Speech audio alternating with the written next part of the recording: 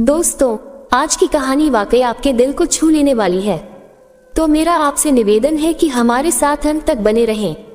सरला जी 3 वर्ष पहले ही सरकारी स्कूल की अध्यापिका के पद से सेवानिवृत्त हुई थी। वह अपने पति के साथ सुखमय जीवन व्यतीत कर रही थी, लेकिन महामारी ने उनके पति को उनसे छीन लिया। जीवन साथी के चले जाने से सरला जी भीतर तक टूट गईं। बेटे बहू के कहने पर वह मुंबई आ गईं, जहां उनका जीवन पूरी तरह बदल गया। न केवल पति का साथ छूटा, बल्कि 40 वर्षों की उनकी बसी बसाई गृहस्थी और वह पड़ोस भी छूट गया, जो हर सुख दुख में साथ रहता था। महानगर के एक पार्क में सुबह के समय सरला जी एक बेंच पर चुपचाप उदासी भरे भाव से बैठी थी। कुछ लोग सैर कर रहे थे, कुछ योगा कर रहे थे और कुछ बुजुर्ग अपने जमाने की बातें याद कर रहे थे। लेकिन सरला जी अपने ही ख्यालों में खोई हुई थी। तभी अचानक एक आवाज ने उनकी तंद्रा तोड़ी, मुस्कुराते रहिए, जिंदगी बहुत खूबसूरत है। सरला जी ने देखा कि पास वाली बेंच पर 65-70 वर्ष के एक बुजुर्ग व्यक्ति बैठते हुए मुस्कुरा रहे थे। चाहे न चाहे, सरला जी ने भी हल्की मुस्कान लौटा दी। यह उनके लिए अनजान शहर में पहली बार किसी का उनसे बात करना था। वह बुजुर्ग बोले, मेरा नाम मोहन है, मैं यही पास की बिल्डिंग में रहता हूँ। आप बहुत परेशान लग रही हैं। जिंदगी का नाम ही आगे बढ़ते रहना है, पिछली बातों को भूलकर मुस्कुराते रहिए। ये कहते हुए मोहन सैर के लिए आगे बढ़ गए। उनके जाने के बाद सरला जी मन ही मन बोली, जिनकी जिंदगी में दुख ही न हो, उन्हें तो जिंदगी खूबसूरत ही लगेगी। ज्ञान तो सब देते हैं, लेकिन हमारे साथ क्या बीत रही है, ये तो हम ही जानते हैं। अब सरला जी ने हर रोज पार्क जाने की आदत बना ली। वहाँ लगभग हर दिन मोहन जी से नमस्ते और राम राम हो ही जाती।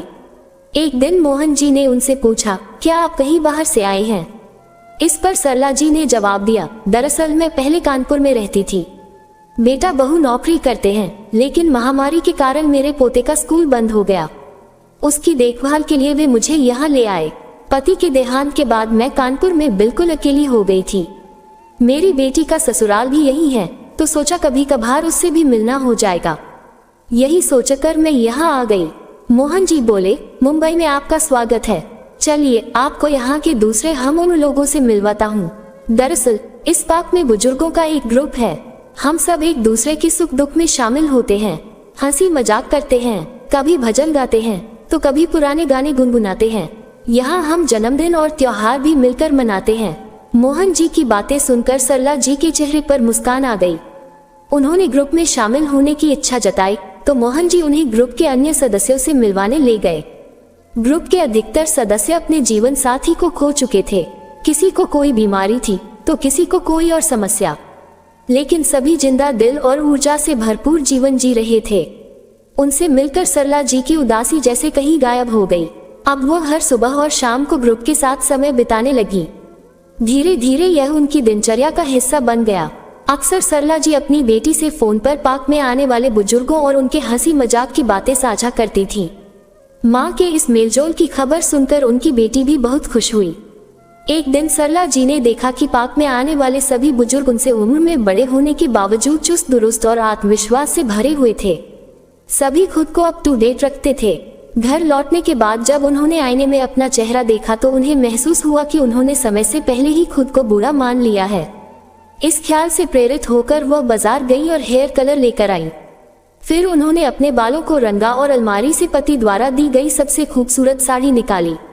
साड़ी पहनकर आईने में मुस्कुराते हुए खुद से बोली, ये हुई ना बात। शाम को पार्क जाने के लिए जैसे ही वह बाहर निकली, उनकी बहू की नजर उन पर पड़ी। बहू का मुंह आश्चर्य से खुला का खुला रह गया।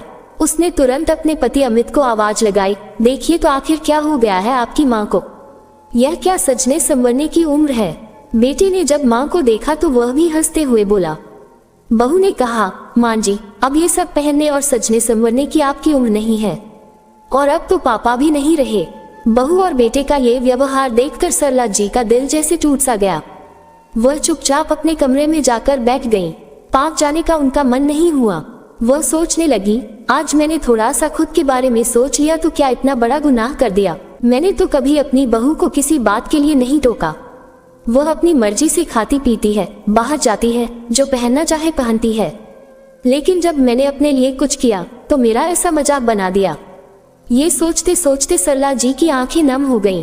तभी उनके मोबाइल पर उनके ग्रुप के सदस्यों के फोन आने शुरू हो गए। उसी समय सरला जी खड़ी हुई और खुद से बोली, नहीं, मेरी जिंदगी मैं अपने मुताबिक जीऊंगी। ऐसा कहते हुए वह पार्क की ओर चली गई। अब सरला जी ने अपने लिए जीना शुरू कर दिया था। उनकी पेंशन से उन्हें अच्छा खासा पैसा मिल जाता था, जिसे अब तक वह अपने बेटे बहू को देती आई थी। लेकिन इस महीने उन्होंने उस पैसे को अपने ऊपर खर्च करना शुरू कर दिया। पार्क में उनकी कई सहेलियां बन गई थीं। वे उनके साथ बाजार जाती और अपने लिए मनपसंद कपड़े और वस्तुएं खरीद लाती। हालांकि यह सब उनकी बहू को खटकता था। बहू अपने पति से कहने लगी, आप मांझी को रोकते क्यों नहीं? कितनी फिजूल खर्ची करने लगी हैं। हमारे हाथ में तो एक पैसा भी नहीं देती और उनके आने से घर का खर्च भी बढ़ गया है। पत्नी की बातों में आकर बेटा अमित अपनी माँ के पास आया और बोला, माँ जी, इस बार आपने पेंशन के पैसे क्यों नहीं दिए? ये सुनकर सरला जी हैरान रह गईं। तभी उनकी बहू बोली, इस उम्र में इतनी फिजूल खर्ची क्या ठीक है? पाप क्या जाने लगी हैं, आप तो आजाद पंछी की तरह हो गई हैं। ये सुनकर सरला जी ने कड़े शब्दों में जवाब दिया, बहू, मैंने तुम लोगों को पूरी आजादी दी है। अब तुम मेरी आजादी तय नहीं कर सकती। मैं जो करूंगी अपनी मर्जी से करूंगी। उनकी यह बात सुनकर बेटा और बहू दोनों चुप हो गए। सरला जी पाक कला में बहुत निपुण थीं। एक दिन उन्होंने घर पर गाजर का हलवा बनाया और उसे अपने ग्रुप के सदस्यों के लिए पार्क में लेकर गईं। वहां उन्होंने सभी को खिलाया, लेकिन मोहन जी ने हलवा लेने से मना कर दिया। सरला जी ने पूछा, क्या आपको गाजर का हलवा पसंद नहीं है? इस पर मोहन जी बोले, गाजर का हलवा तो मुझे बहुत पसंद है, लेकिन मुझे डायबिटीज और ब्लड प्रेशर की समस्या है, इसलिए मैं बाहर का मीठा नहीं खा सकता और घर पर बनाना आता नहीं है। इसलिए मैंने गाजर का हलवा खाना ही छोड़ दिया। फिर सरला जी ने पूछा, तो क्या आपके घर पर आपकी देखभाल करने वाला कोई नहीं है? इस पर मोहन जी चुप हो गए और बिना कुछ बोले घर की ओर चले गए। 2 दिन बीत गए, लेकिन मोहन जी पार्क में नहीं आए। जब ग्रुप के सदस्यों से पूछा तो पता चला कि वह फोन भी नहीं उठा रहे थे। सरला जी को उनकी चिंता सताने लगी। बार बार उनका हंसता मुस्कुराता चेहरा उनके सामने आने लगा। जैसे ही वह घर जाने के लिए पार्क से निकली, उनके कदम स्वतः ही मोहन जी के घर की ओर मुड़ गए। गार्ड से उनके फ्लैट का नंबर पूछा और उनके दरवाजे पर जाकर बेल बजाई। मोहन जी लड़खड़ाते कदमों से दरवाजा खोलने आए। दरवाजे पर खड़ी सरला जी को देखकर वह चौंक गए और उन्हें अंदर बुलाया। उनकी हालत देखकर सरला जी दंग रह गईं। उन्होंने कहा, आपकी तबीयत इतनी खराब है, लेकिन घर पर आपकी देखभाल के लिए कोई नहीं है। मोहन जी बोले, दरअसल मैं अकेले ही रहता हूँ। ये सुनकर सरला जी को बड़ी बेचैनी हुई। उन्हें ये ख्याल बार बार परेशान कर रहा था कि इतना जिंदादिल इंसान बीमारी की हालत में अकेला है और उसकी देखभाल करने वाला कोई नहीं है। इसके बाद सरला जी ने ग्रुप के अन्य सदस्यों को फोन कर बुलाया। उनकी मदद से वह मोहन जी को डॉक्टर के पास लेकर गईं। डॉक्टर ने दवाएं देते हुए उन्हें अच्छी खुराक और समय पर दवाएं लेने की सलाह दी। हालांकि उनकी सबसे बड़ी समस्या खाने पीने की थी। सरला जी और ग्रुप की 2 अन्य महिला सदस्यों ने उनके लिए तीनों वक्त का खाना बनाकर भेजने की जिम्मेदारी ली। समय समय पर सरला जी उन्हें दवाएं लेने की भी याद दिलाती रहीं। कुछ ही दिनों में मोहन लाल जी पूरी तरह ठीक हो गए और फिर से पार्क में आने लगे। एक दिन सरला जी से रहा नहीं गया और उन्होंने मोहन लाल जी से पूछ ही लिया, क्या इस दुनिया में आपका कोई नहीं है? आज मोहन लाल जी उनकी बात टाल नहीं सके।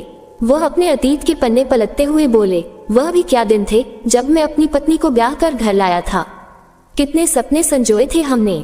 सरला जी के साथ बात करते हुए उन्होंने कहा, शादी के पहले 10 साल तक हमारा कोई बच्चा नहीं हुआ। हमने बहुत इलाज करवाया और फिर खुशखबरी आई, हमारा बेटा पैदा हुआ। हमारा छोटा सा परिवार बेहद खुश था, लेकिन शायद हमारी खुशियां भगवान को मंजूर नहीं थीं। ये कहते कहते उनकी आंखें नम हो गईं। थोड़ी देर रुककर वह बोले, बेटा सिर्फ 5 साल का था जब पता चला कि मेरी पत्नी को कैंसर है, और जब तक हमें यह मालूम हुआ बहुत देर हो चुकी थी। मेरी जीवन संगिनी मुझे और बेटे को अकेला छोड़कर हमेशा के लिए चली गई। ये कहते कहते उनका गला भर आया। उन्होंने गहरी सांस लेते हुए कहा, रिश्तेदारों ने दूसरी शादी करने की सलाह दी, लेकिन मैंने अपने इकलौते बेटे को सौतेली माँ के हवाले नहीं करना चाहा। माँ और बाप दोनों का प्यार मैंने उसे दिया।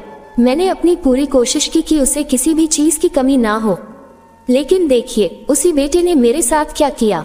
मोहन लाल जी की आवाज में दर्द साफ झलक रहा था। 1 महीने के लिए अमेरिका घूमने जा रहे हैं, ये कहकर बेटा और बहू निकल गए। बाद में पता चला कि जिस मकान में हम रहते थे उसे बेटे ने अमेरिका जाने से पहले ही बेच दिया था। उसने खरीदारों से कह दिया था कि 2 महीने बाद मकान खाली करवा लेना। उसके बाद वह कभी वापस नहीं आया। ये कहते हुए मोहनलाल जी की आंखों से आंसू बहने लगे। वह बोले, अगर मैंने अपनी रिटायरमेंट का पैसा एफडी में नहीं रखा होता तो शायद मैं सड़क पर आ जाता। उसी पैसे से मैंने ये 2 कमरों का मकान खरीदा और यहाँ रहने लगा। ये कहते कहते मोहनलाल जी की आंखों से आंसुओं का झरना बह निकला। सरला जी ने उन्हें हौसला दिया और कहा, अरे आप ही तो मुझे कहते हैं कि हर पल मुस्कुराते रहना चाहिए, और अब आप ही यह बात भूल गए। उन दोनों को एक दूसरे में एक ऐसा दोस्त नजर आता था जिसके साथ वे अपना सुख दुख बांट सकते थे। कुछ दिन बाद जब एक दिन सरला जी पार्क में गईं, तो देखकर हैरान रह गईं कि ग्रुप के सभी लोगों ने एक बड़ा सा केक मंगवाया हुआ था। जैसे ही वे वहां पहुंची, सभी लोग जोर से चिल्लाए, जन्मदिन मुबारक हो सरला जी। सरला जी को खुद भी याद नहीं था कि आज उनका जन्मदिन है। सभी लोगों का इतना प्यार देखकर उनकी आंखों से खुशी के आंसू छलक आए। केक काटने के बाद सभी ने मोबाइल में तस्वीरें ली और सबने मिलकर एक बहुत ही खूबसूरत साड़ी सरला जी को तोहफे में दी। फिर सरला जी ने पूछा, लेकिन आप सबको कैसे पता चला कि आज मेरा जन्मदिन है? तो मोहनलाल जी बोले, अरे सोशल मीडिया से सब पता चल जाता है। जन्मदिन मनाकर सरला जी अपना तोहफा लेकर घर पहुंची और उसे डाइनिंग टेबल पर रख दिया। जैसे ही बहू की नजर उस साड़ी पर पड़ी तो बोली, अरे इतनी खूबसूरत साड़ी तुम मेरे लिए लाए हो Amit, thank you so much. तभी अमित चौंक कर बोला, नहीं मैं तो नहीं लाया। तभी सरला जी फ्रेश होकर आई और बोली, ये साड़ी मेरी है बहू। फिर बहू बोली, साड़ी तो बहुत खूबसूरत है मां जी, लेकिन आप इसका क्या करेगी? ये साड़ी मैं ले लेती हूँ। ऐसा कहते हुए जैसे ही बहू ने साड़ी उठाने के लिए हाथ बढ़ाया तो सरला जी ने साड़ी को अपनी तरफ खींचते हुए कहा, नहीं बहू, ये साड़ी मेरे लिए बहुत अनमोल है। बहू अपनी सास का मुंह देखती रह गई। फिर सरला जी ने कहा, दरअसल आज मेरा जन्मदिन था, इसीलिए पार्क में ग्रुप के सभी लोगों ने मिलकर मुझे ये तोहफा दिया था। ये बात सुनकर बेटा और बहू दोनों हैरान रह गए और बोले, आज आपका जन्मदिन था? ऐसा कहते हुए उन दोनों का सिर शर्म से झुक गया। फिर उनका बेटा बोला, माँ आप जन्मदिन मनाती नहीं थी इसलिए हमें याद नहीं रहा। उस समय सरला जी पुराने समय की यादों में खो गईं, जब अपने बच्चों के जन्मदिन पर वे पूरा दिन रसोई में खड़े होकर उनके पसंदीदा पकवान बनाती और शाम को उनके दोस्तों को बुलाकर पार्टी देती। लेकिन फिर सोचने लगी, समय समय की बात है, जब बेटा बहू अपनी जिंदगी में मस्त हैं, तो बड़ों को भी अपने लिए जीना चाहिए। लेकिन बहू को अपनी सास में ये परिवर्तन रास नहीं आ रहा था। एक दिन जब सरला जी पार्क गईं, तो अपना मोबाइल साथ लेकर जाना भूल गईं। उस दिन बहू और बेटा जल्दी घर आ गए। बहू की नजर सासू माँ के मोबाइल पर पड़ी तो उसने उठाकर चेक करना शुरू कर दिया। लेकिन जब देखा कि सासू माँ ग्रुप में कितनी खुश हैं, तो वह बिना कुछ कहे सासू माँ के चरित्र पर उंगली उठाने लगी। सरला जी स्तब्ध रह गईं, फिर खुद को संभालते हुए बोली, क्यों बहू, 2 दिन पहले ही तुमने अपने ऑफिस के दोस्तों के लिए घर पर पार्टी रखी थी, जिसमें तुम्हारे ऑफिस के सभी दोस्त आए थे, जिनमें पुरुष भी थे और महिलाएं भी। लेकिन मैंने तो तुम्हारे चरित्र पर उंगली नहीं उठाई, फिर तुम मेरे बारे में ऐसा कैसे बोल सकती हो? सरला जी के मुंह से 2 टूक जवाब सुनकर उनकी बहू के पास शब्द ही नहीं बचे और पैर पटकते हुए अपने कमरे में चली गई। अगले दिन बेटा और बहू के ऑफिस जाने के बाद जैसे ही सरला जी पोते के लिए खाना बनाने के लिए रसोई में गईं, तो फर्श पर पानी गिरा होने के कारण उनका पैर फिसल गया और वह धम से जमीन पर गिर पड़ी। उनकी बाजू में गंभीर चोट आए और कमर में भी बहुत ज्यादा दर्द हो रहा था। पोते ने तुरंत फोन लगाकर अपने पापा को हाल बताया और उन्हें जल्दी आने को कहा। डॉक्टर से चेक करवाने पर पता चला कि उनकी बाजू की हड्डी में फ्रैक्चर हुआ है। डॉक्टर ने बाजू पर प्लास्टर चढ़ाया और दवाएं देकर शाम तक उन्हें घर भेज दिया। अब उनका पार्क जाना बंद हो गया। मोहन जी उन्हें फोन करते या मैसेज करते तो वह किसी बात का जवाब नहीं देती, बस चुपचाप लेटी हुई आंसू बहाती रहती। काम वाली खाना बनाकर रख जाती और बेटा बहू रोजाना अपने काम पर चले जाते। दोनों में से किसी ने भी एक दिन की छुट्टी लेने की जरूरत नहीं समझी। सरला जी को उठने बैठने में भी कष्ट होता था, लेकिन किसी को क्या फर्क पड़ता था। एक दिन ग्रुप के सारे बुजुर्ग सदस्य उनके घर पर आ गए। किसी के हाथ में फूल थे तो किसी के हाथ में गेट वेल सून का कार्ड। कोई समोसे लेकर आया था तो कोई जलेबियां। उन्हें देखकर बिस्तर पर पड़ी सरला जी को ऐसा लगा कि जैसे उन्हें कोई अपना मिल गया हो। उनके चेहरे पर मुस्कुराहट बिखर गई। हंसी मजाक करते हुए सबने स्वादिष्ट व्यंजनों का आनंद उठाया। हंसते बतियाते 1 घंटा बीत गया। अब सरला जी को चिंता होने लगी थी, क्योंकि उनके बेटे और बहू के आने का वक्त हो रहा था। अंदर ही अंदर उन्हें डर लग रहा था कि बहू क्या बोलेगी। उसी समय दरवाजे की घंटी बजी और उनका बेटा बहू अंदर आ गए। जब उन्होंने अंदर का दृश्य देखा तो वे हैरान रह गए। सभी के जाने के बाद उनकी बहू बोली, यह मेरा घर है या धर्मशाला? जो भी आता है मुंह उठाए चले आता है। और मां जी, आप हमारे सामने तो बड़ी चुप रहती हैं, लेकिन हमारी पीठ पीछे अपने दोस्तों को घर बुलाकर पार्टी करती हैं। अरे कुछ तो शर्म कीजिए, आपकी इन हरकतों का बच्चों पर क्या असर पड़ेगा? बहू की यह बातें सुनकर सरला जी चुपचाप लेटी रहीं। आज उन्हें अपने पति की याद सता रही थी। वह सोचने लगी कि उनके रहते किसी की हिम्मत नहीं थी कि मुझ पर उंगली उठा सके, और आज मुझे अपमान का कड़वा घूंट पीने पर मजबूर होना पड़ा है। दिन गुजरते गए और करीब 1.5 महीने बाद सरला जी का प्लास्टर उतर गया। अब वह फिर से पाप जाने लगी और धीरे धीरे उनकी मुस्कान वापस लौटने लगी। लेकिन बहू के ताने बंद होने का नाम ही नहीं ले रहे थे और बेटा सब कुछ सुनकर भी अनसुना कर देता था। घर के माहौल से परेशान होकर एक दिन सरला जी ने ठान लिया, बस अब और नहीं। जीवन की सांस तो हो ही चुकी है और न जाने कब ये जीवन समाप्त हो जाए। इससे पहले मैं अपने लिए जीना चाहती हूँ। जो मुझे अच्छा लगेगा वही करूँगी। बेटे बहू का मोह छोड़ते हुए एक दिन उन्होंने फैसला किया और सामने वाली बिल्डिंग में 2 कमरों का फ्लैट किराए पर ले लिया। बेटे ने रोकने की कोशिश की तो सरला जी ने स्पष्ट कह दिया, अब मैं किसी पर बोझ नहीं बनना चाहती। तभी उनकी बहू बोली, हाँ, अब आपके पंख लग गए हैं, अब तो आप आजाद घूमेंगी। बदले में सरला जी गुस्सा करने की बजाय मुस्कुराते हुए बोली, बिल्कुल, अब मैं अपने अधूरे सपनों को पूरा करूंगी। फिर उन्होंने अपना सामान पैक किया और अपने नए फ्लैट में शिफ्ट हो गईं। उनकी इतनी पेंशन तो आती ही थी कि वह काम वाली बाई लगा सकती थी और अपना खर्चा आराम से निकाल सकती थी। अब सरला जी अपनी जिंदगी सुकून से जी रही थी। उनका बेटा और पोता कभी कभार उनसे मिलने आ जाते थे, लेकिन बहू ने इतना भी कष्ट नहीं किया।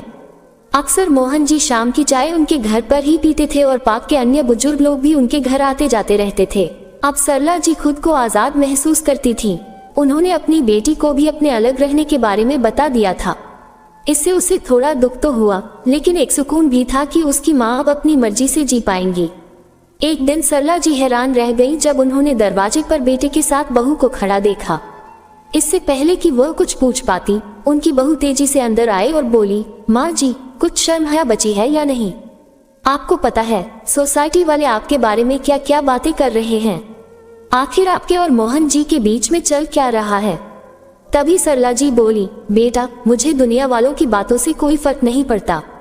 मुझे बस इतना पता है कि सारी जिंदगी जिम्मेदारियां निभाते निभाते मैंने अपने बारे में सोचना ही छोड़ दिया था।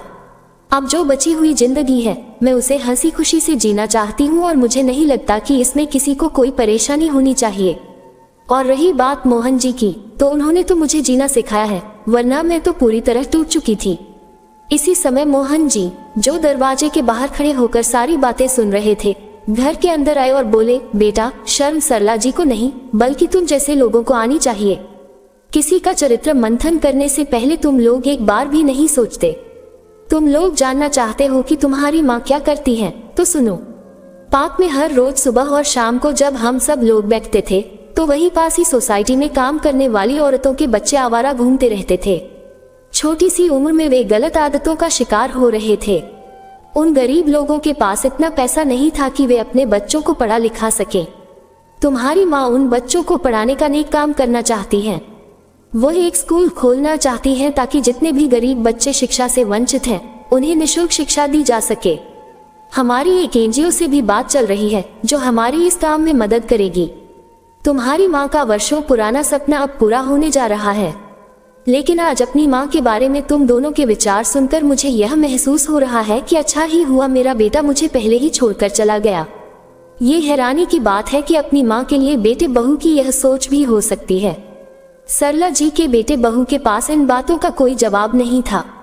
वे चुपचाप वहां से चले गए। आज मोहन जी गुस्से में थे, तो सरला जी बोली, चलिए छोड़िए इन बातों को, मैं चाय बनाती हूँ, चाय पीजिए और अपना गुस्सा ठंडा कीजिए। उनकी यह बात सुनकर मोहन जी मुस्कुरा दिए और बोले, हमारी मेहनत रंग लाई। एनजीओ की तरफ से हमें स्कूल शुरू करने के लिए पास में ही एक बिल्डिंग मिल गई है। सरला जी यह बात सुनकर बहुत खुश हुई। जल्दी ही उस बिल्डिंग को स्कूल का रूप दे दिया गया। सभी पढ़े लिखे बुजुर्ग बच्चों को पढ़ाने का काम करने लगे। सब लोगों ने दिल खोलकर मदद की। शुरू में स्कूल में केवल 20 बच्चे आए, लेकिन धीरे धीरे उनकी संख्या बढ़ने लगी। देखते ही देखते उनका यह स्कूल चर्चा का विषय बन गया। सरला जी और उनके साथ काम करने वाले अन्य बुजुर्गों को भी जीवन में एक नया उद्देश्य मिल गया था। एक दिन सरला जी की बेटी कुछ दिनों के लिए उनके पास आई।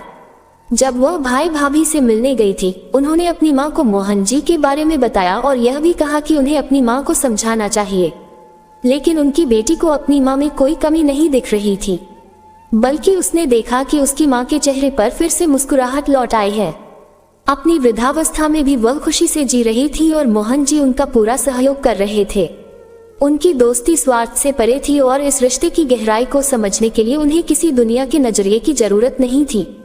एक दिन वह दोनों अकेले बैठे हुए विचार कर रहे थे, तभी सरला जी की बेटी की नजर पास रखे अखबार पर पड़ी।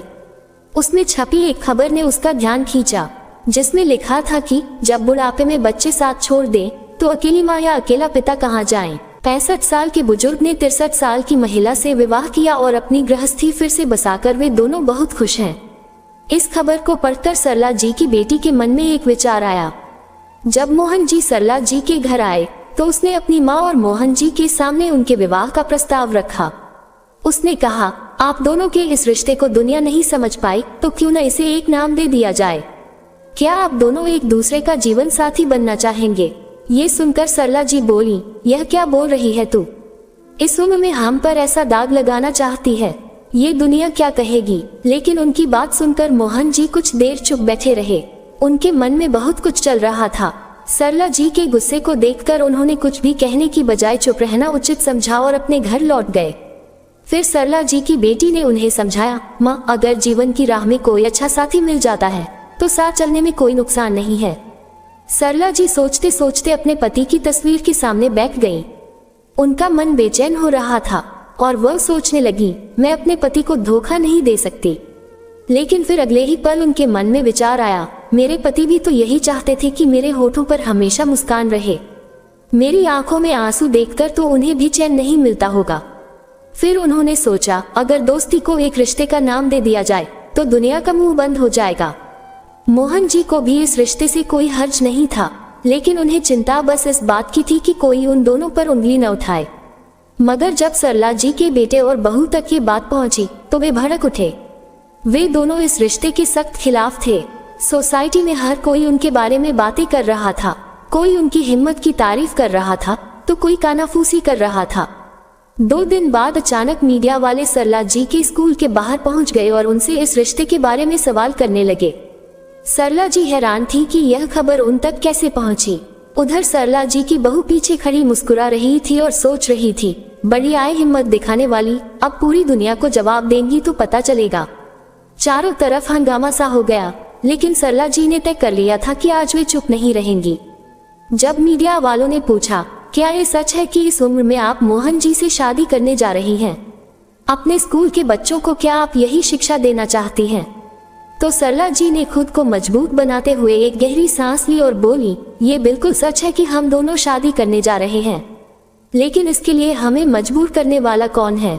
ये समाज है। हमारी शादी का मकसद केवल अपना अकेलापन बांटना है, वह अकेलापन जो आज की पीढ़ी ने हमें दिया है। अरे, हम लोग तो वृक्ष के सूखे हुए पत्ते हैं जो कब झड़ जाएं पता नहीं, लेकिन जब तक वृक्ष से जुड़े हैं तब तक खाद और पानी की दरकार तो हमें भी है। किसी से हंसना और बोलना हमें भी अच्छा लगता है। अगर हम एक दूसरे का सुख दुख बांट लेते हैं, हंस बोल लेते हैं, तो ये भी समाज को रास नहीं आता। तभी मोहन जी आए और सरला जी का हाथ थाम कर बोले, शादी करने का फैसला हमने इसलिए लिया है ताकि समाज के सामने हमारे रिश्ते पर मोहर लग जाए और किसी को हमारा हंसना या बोलना अखरे नहीं। अब भी यदि किसी के मन में कोई सवाल है तो बोलो। तभी भीड़ में से तालियों की आवाज आने लगी।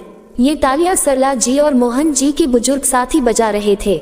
देखते ही देखते पूरा स्कूल तालियों से गूंज उठा और सभी उनके साहस की सराहना कर रहे थे। तो दोस्तों, उम्मीद है कि आपको ये कहानी पसंद आई होगी। अगर हाँ, तो वीडियो को लाइक करें और चैनल को सब्सक्राइब करना न भूलें।